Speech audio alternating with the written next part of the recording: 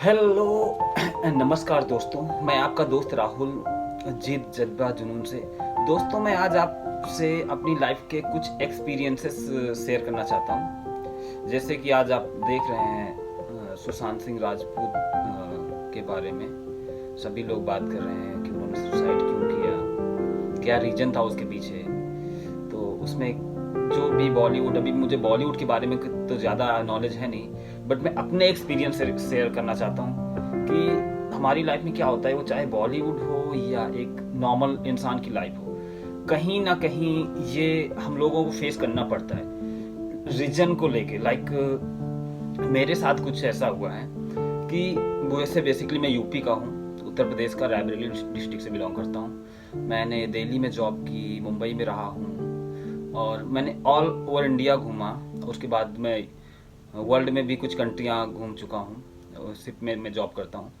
तो एक चीज़ मैंने हमेशा फेस की अपनी लाइफ में कि जहाँ भी जाता हूँ, एक तो मैं अकेला यूपी का, जहाँ भी जाता हूँ मैं अकेला यूपी का बंदा होता हूँ या कुछ एक दो लोग यूपी के होते हैं गिने चुने। तो वहाँ पे जाने के बाद क्या होता है कि लोग वहाँ पे काफ़ी तर लोग मुंबई के होते हैं। अगर सपोज मैं मुंबई में गया हूँ तो मुंबई में मेजोरिटी लोग होते हैं, तो वो हम लोगों को ऐसे ट्रीट करते हैं कि हम लोग एकदम लाइक बेगर बेगर से भी बदतर ट्रीट करते हैं। बोल देंगे यूपी का बिहारी भैया, बिहारी रिक्शा वाला।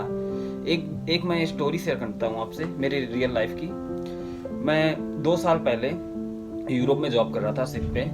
तो क्या हुआ कि एक्चुअली मैं थोड़ा वर्कआउट वगैरह करता हूँ, जिम वगैरह करता हूँ, पर्सनैलिटी थोड़ी ठीक ठाक ही है, भगवान की दुआ से मेहनत किया है। तो लोग आपने देखा होगा कि जिनकी पर्सनैलिटी अच्छी होती है, बात करने का तरीका अच्छा होता है, तो लोग उनसे अट्रैक्ट होते हैं। तो मुझसे हर कोई दोस्ती करना चाहता था, हर कोई मुझसे मेरा फ्रेंड बनना चाहता था, अट्रैक्ट होते थे।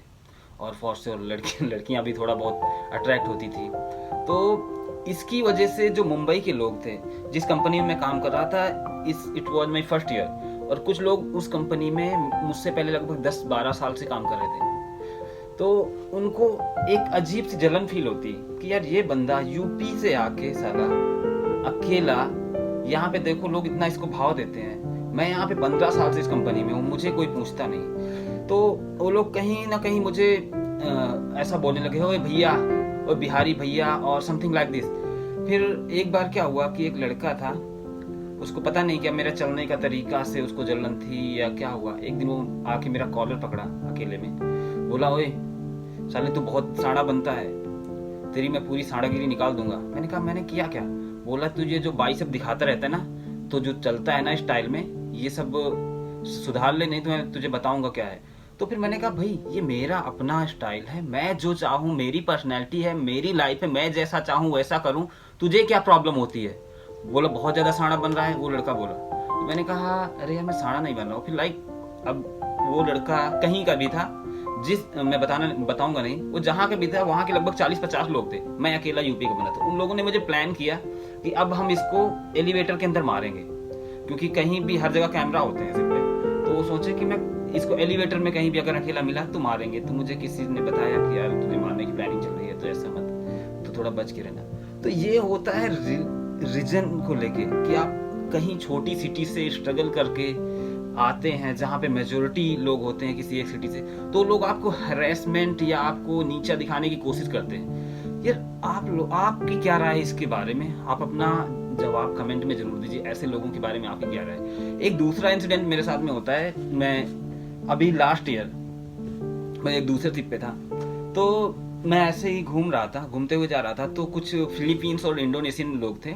तो लोग आपस में बात कर रहे थे किसी क्वेश्चन को लेके, कोई क्वेश्चन था उनके पास, उसका सोल्यूशन नहीं था उनके पास। तो मैं उधर से पास हो रहा था, तो एक लड़की ने मुझे आवाज़ दी, हे राहुल। मैंने कहा यस है।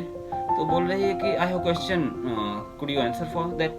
मैंने कहा यस आई ट्राई। तो उसने मुझे आंसर किया, क्वेश्चन किया, मैंने उसका आंसर दिया।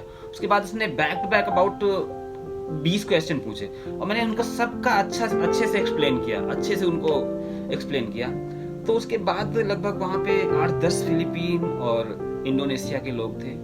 तो मैं फिर उधर से पास हो गया, तो वो लोग ऐसे बात करने लगे आपस में कि ये राहुल के पास इतना नॉलेज है, इतना अच्छा, दिखने में भी बहुत अच्छा है, पर्सनैलिटी है, इतना नॉलेज कैसे है बंदे के पास।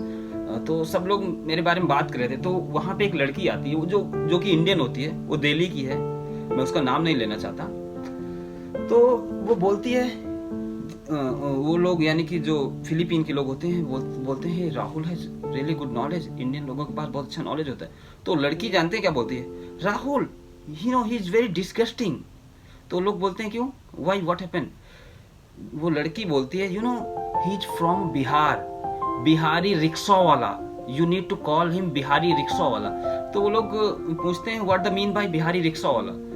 तो वो लड़की बोलती है बिहारी रिक्शा वाला का मतलब बिहार, मैं हिंदी में आपको बताऊंगा, बिहार एक ऐसी जगह है यूपी इंडिया में जहाँ के लोग बहुत गरीब होते हैं और वहाँ के लोग बच्चों को पता नहीं कैसे पैदा करते हैं, पैदा करने के बाद तो स्कूल में, गवर्नमेंट स्कूल में फेंक देते हैं, फेंकने के बाद वो पता नहीं कैसे रिक्शा चला के, रिक्शा चला के और लेबर का काम करके अपने बच्चों को वो करते हैं। अब पता नहीं ये लोग यहाँ पे कैसे आ जाते हैं जॉब करते हुए, इतना आगे कैसे बढ़ जाते हैं। तो फिर वो लोग, क्या हुआ, जितने भी लोग वहां पे थे उन्होंने ये बात पूरे सिप में फैला दी, पूरे लोगों से बोला कि अरे राहुल इज बिहारी, बिहारी रिक्शा वाला। तो मेरा एक दोस्त आया मेरे पास, बोला hey Rahul what the mean by Bihari rickshaw वाला। तो मैंने बोला why you asking this question to me. वो बोला कि क्योंकि एक लड़की है उसने ही बोला है कि यू आर बिहारी रिक्शा वाला। तो तभी मुझे इतना गुस्सा आया ना, अभी मैं आपको बता नहीं सकता कि यार हम लोग इनको अप्रिसिएट करना चाहिए कि हम लोग इतने छोटे शहर से आके इतना स्ट्रगल करके आते हैं। मैंने बहुत बड़ी सक्सेस हासिल नहीं की, मैं कुछ बहुत बड़ा नहीं कर रहा हूँ, लेकिन इनको अप्रिसिएट ना करो, बट डोंट इंसल्ट भी यार आप खुद से, क्योंकि आप इंडिया यार, वी आर इंडियन। तो हमको अगर देश को आगे लेके जाना तो रीजन को लेके और छोटी छोटी बातों के लेके अगर हम ऐसे फाइट करते रहेंगे ना यार, आप रिस्पेक्ट नहीं देना चाहते मत दीजिए, लेकिन दूसरों से इंसल्ट मत करिए।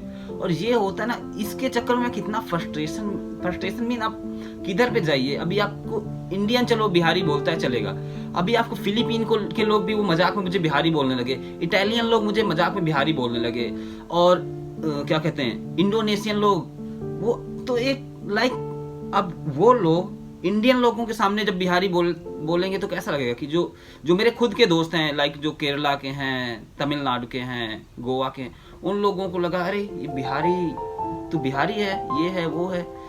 तो यार डोंट जज समवन। मैं बस यही बोलूंगा कि यार किसी को उसके रीजन के उस पे जज मत करिए कि वो कहाँ से आया है, उसके प्रेजेंट पे जज करो यार वो क्या है।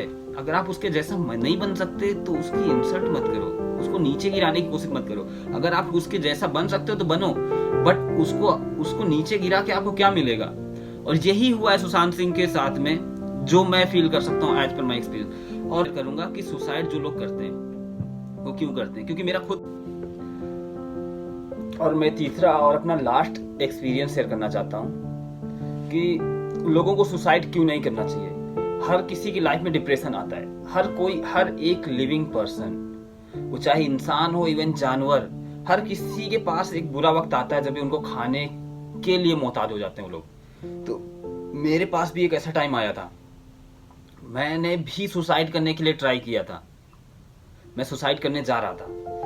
क्या हुआ कि इट वाज 2018 और मैंने कुछ बिजनेस डाले थे। मेरा एक सपना है बिजनेसमैन बनने का, तो मैंने बहुत सारे बिजनेस में इधर उधर हाथ पैर मारे और उसके बाद कोई भी बिजनेस मेरा सक्सेसफुली नहीं चला, मैं बहुत तगड़े से फ्लॉप हो गया। और कभी क्या होता है ना, आप एक बार कभी फ्लॉप होते हैं ना, कहीं भी फेल होते हैं, तो आपको लोग ऐसे ट्रीट करते हैं ना, ऐसा ट्रीट करते हैं, इवन आपकी फैमिली, आपके भाई बहन, माँ बाप, दोस्त, रिलेटिव्स आपको एकदम ऐसा ट्रीट करते हैं कि आप बहुत बेकार आदमी हो, आप